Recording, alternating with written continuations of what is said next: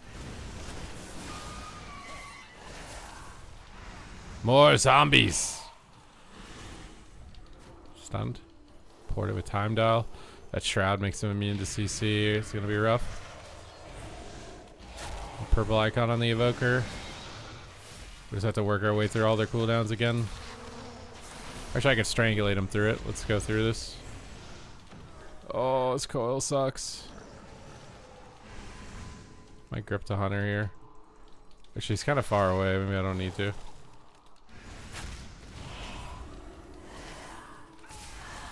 Epoch on him with zombie time.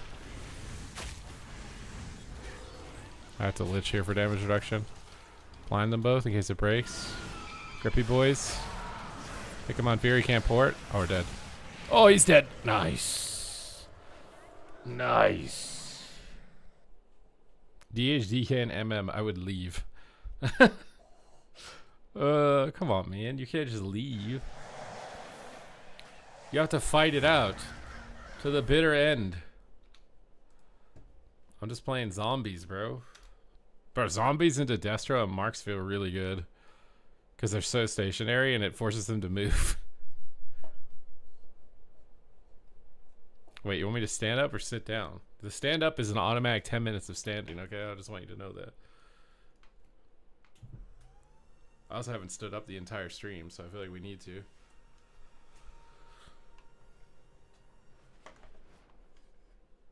Oof.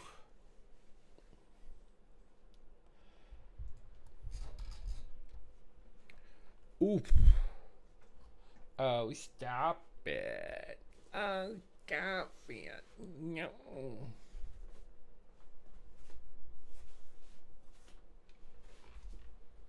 Peck popping. Or did you just want to spend your channel points that bad, bro?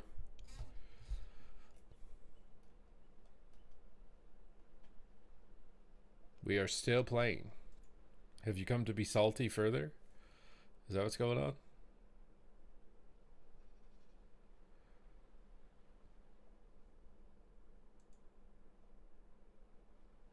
You wish to flow the salt or what?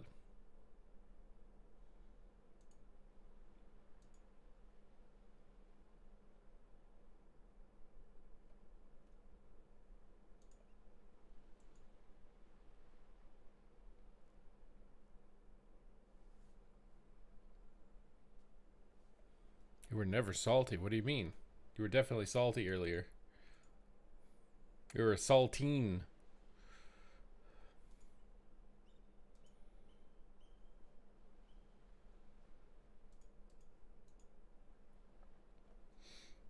But depending on the queue time, I might head out here. I gotta get some sax practice in before bed. And it's getting hot. And it's getting heavy.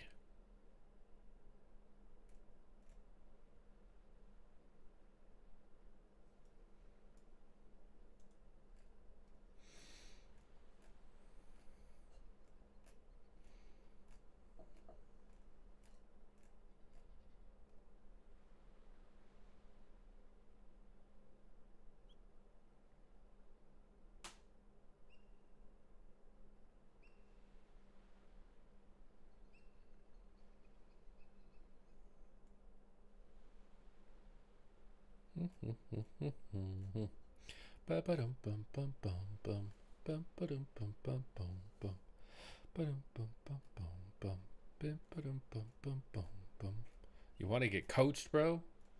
You want to get coached? I mean, I'm open to doing like one coaching session a stream. But we did one for today. Which means you have to come back again. And again. And again. But I think I might head out here, guys. So I appreciate you guys as always. Thank you very much for hanging out with me. I will see you guys in the next one. Adios, amigos.